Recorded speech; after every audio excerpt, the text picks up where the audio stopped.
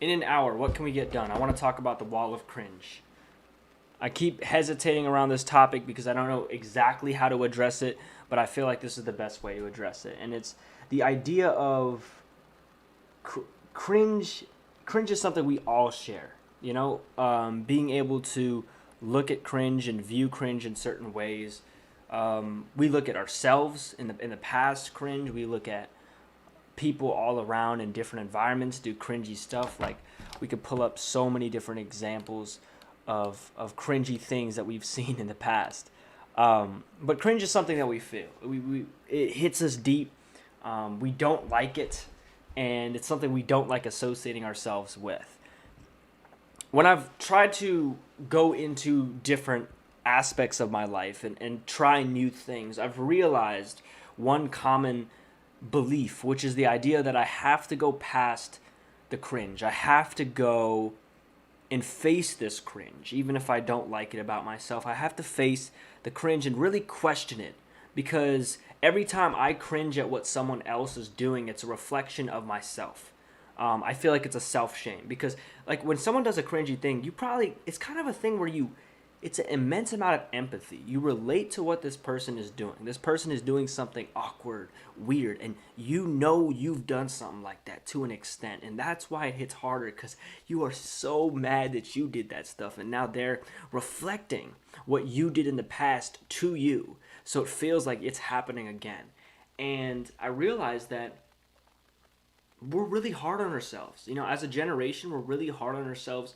Like, I get being hard on yourselves, like, that's going to get you to the best responses as a society, but we're really hard on our past selves. Our past selves can do a lot of stupid, weird stuff, and we hate on them, and we still haven't entirely moved on from it. I can give you a quick example.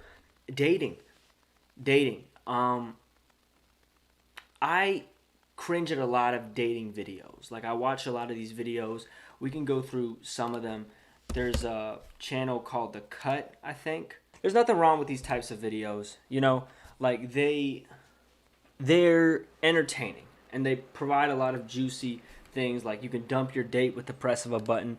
But at the same time, they reflect a lot of things that a lot of us may find cringy. I'm going to speak for myself in terms of how I handle this. The reason why I find a lot of this cringe is because I still haven't forgiven my past self for making stupid and weird mistakes, especially related to love.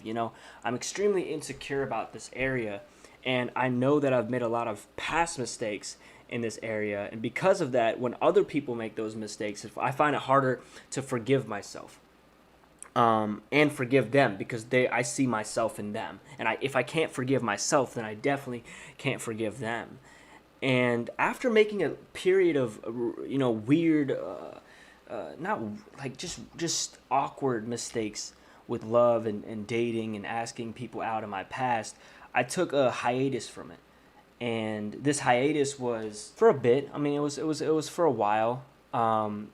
Definitely a hiatus where I just worked on my craft, work on music, and I just didn't want to touch that stuff because I still didn't forgive what I did in the past for it. And now I'm in this weird predicament where I know, like, I'm getting back in the field, I'm getting back into the market, I'm getting back into the whole dating thing, and it's scary for me. To be honest, I don't know what I'm doing. I don't know if I'm doing the right things, and it feels like I'm facing that cringy young version of myself again, because I'm back there. I've jumped back into this field, and last time I was in this field, I had a lot of cringe experiences. So it feels like I'm facing this person again. And normally, like, my instinct, just like seeing all these videos, would be to run away from these situations. If I'm seeing my cringe self again, my idea is just run away from it. Don't be cringy. Don't be cringy. Don't be awkward.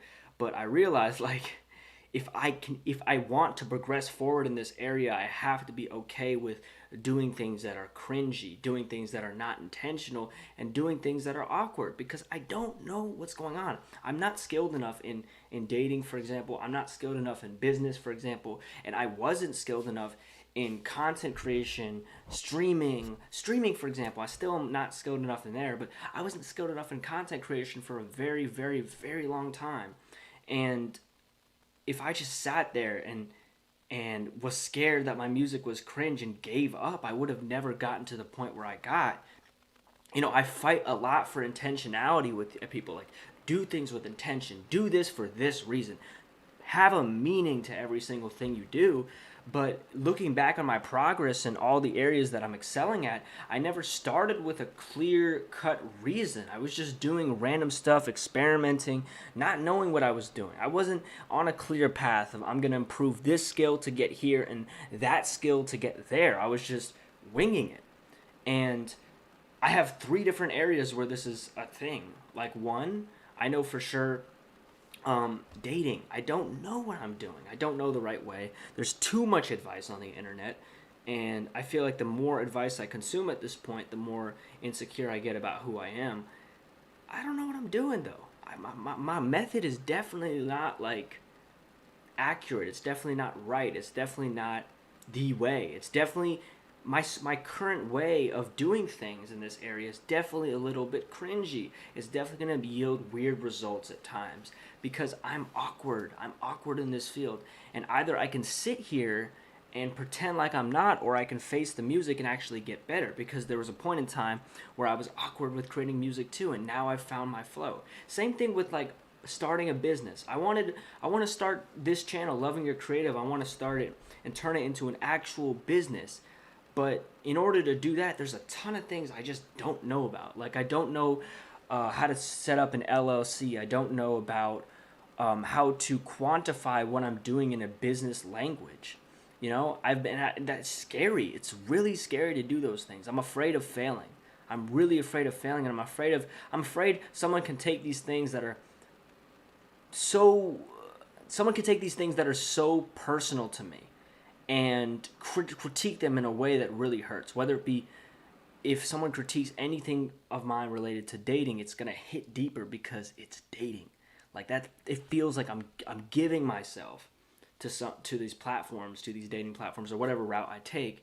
And if anytime someone could critique that, it's gonna hit harder. Same way, if I take an idea like Loving Your Creative that I'm really passionate about and I put it in a business, and people critique this business, is going to hit deeper for me because it's something that I'm really insecure about. And that makes me scared to take the first steps to actually quantify and communicate that it's a true desire of mine. It's a desire of mine to advance Loving Your Creative into a business. And it's a desire of mine to find a partner eventually. But if I sit here letting this cringe affect me and have a fear relationship with this cringe, then I'll never actually be able to get out of those situations. Another situation is streaming. I'm scared of streaming, and I love talking with people. I love having this relationship, even though there's no one in the chat right now. I love having this relationship where I can talk to people and communicate and form things. But at the same time, I've always been scared to stream because of a couple reasons. A, I don't want the Wi-Fi to crash and just be terrible. B, I don't want someone to say something stupid or somewhere, somehow, and me not being able to edit it out. Losing that control is just scary to me. It's extremely scary to not have control over the edit at the end, not have control over the narrative, and whatever happens, literally happens, and there's nothing you can do about it. But at the same time, the joys that streaming provides, being able to connect with certain people, that stuff is so important to me that it's like, maybe I should give this a chance. But if I do give streaming a chance, then there's a ton of different things I need to work through, ton of things I don't know anything about. Computer speed, this. What's that word? The CPU. All these different things that it feels like learning about them could critique me and make me feel worse about myself in some sort of way, because it could reveal some mistakes that I'm making. And accepting those mistakes is extremely scary, so I want to run away from streaming and ignore the possibility completely. However, delving into this thing that's cringy and being okay with being cringy, like some of these streams will be cringy, some of these business proposals will be in the business context cringy, and some of the dating stuff will definitely be cringy. But if I want to actually get far in these areas, I need to be okay with that, and I need to be able to accept that. The wall of cringe, when I describe the wall of cringe, that there's a wall of cringe that everyone has to go through to get to their passion, I mean that you're gonna have to be cringy. And society shames people, shames things that are cringy. We've been taught to shame people and things that are cringy. We watch these videos and we go, oh, this thing is cringy. Hate on it. Like this is weird. Let's isolate these people. Let's judge these people for being cringy. But the truth is, cringe is not that black and white. You know, like, you're going to need to be sometimes cringe to fit into that shadow, to get into the role that you want to play. You're not going to get it 100% of the time. And if you're afraid to be cringe, you're not going to get non-cringe. I could be sitting here looking at this like, oh, there's no people here. This is so cringy that I'm just talking to a mic. Oh, who's going to judge me? But what if someone came in here, or what if someone watched this stream after it came out and it really impacted them, and my cringe preventing that from happening could just prevent my growth in general and the value that I could provide to other people.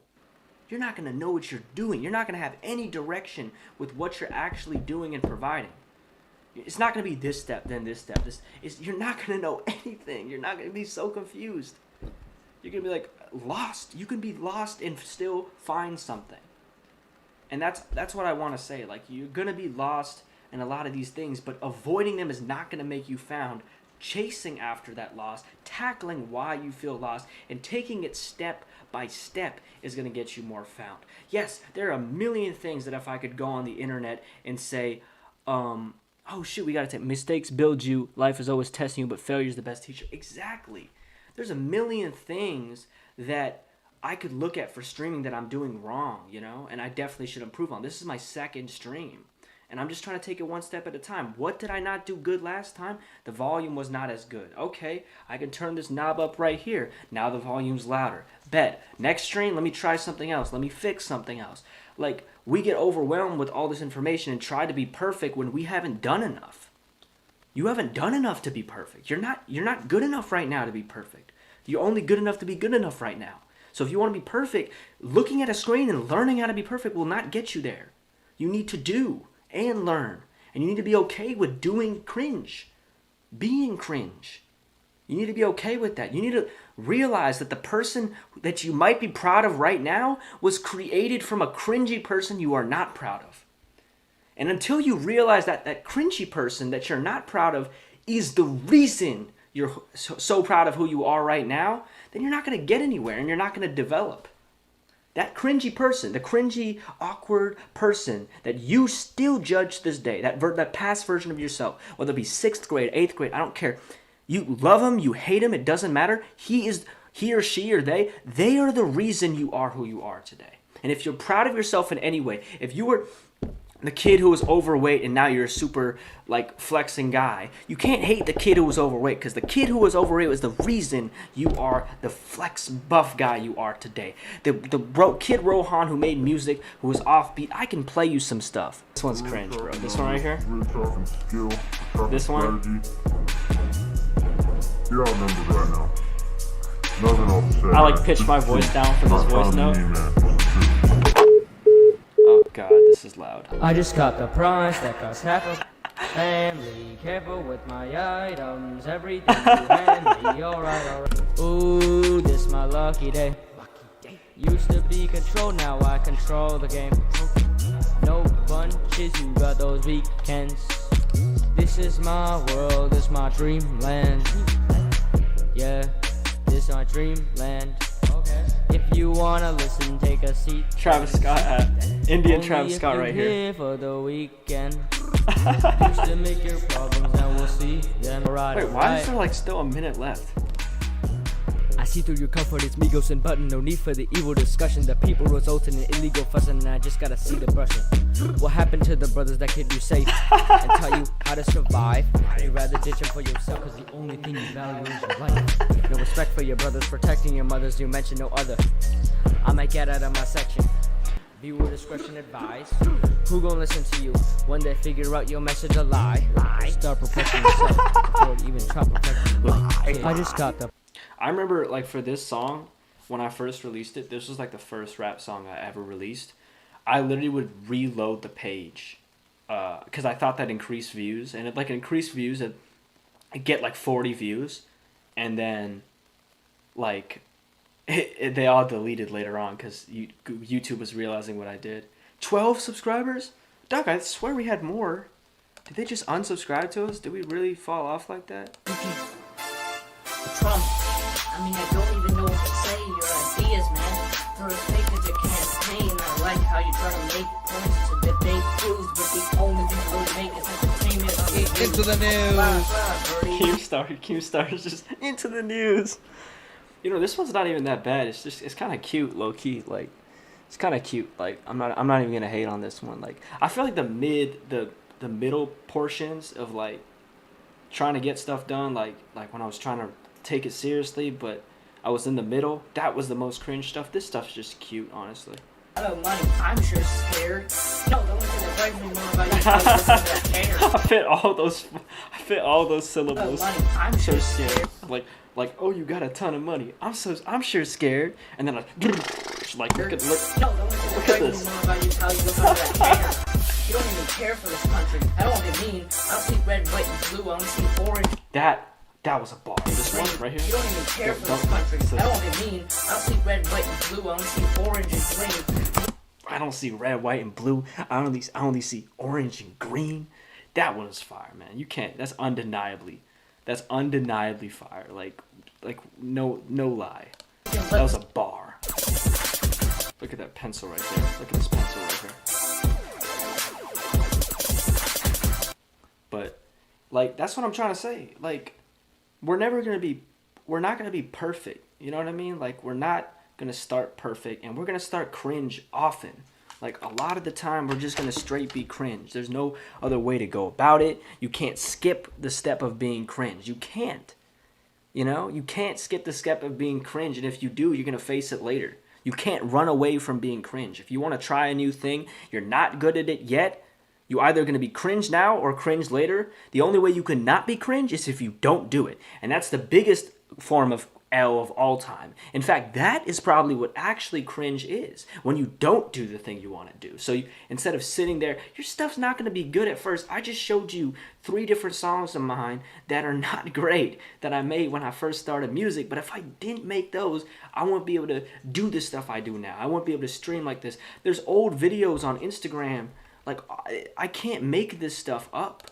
The amount of old videos I have on Instagram. Okay, let's start here. This look is not good.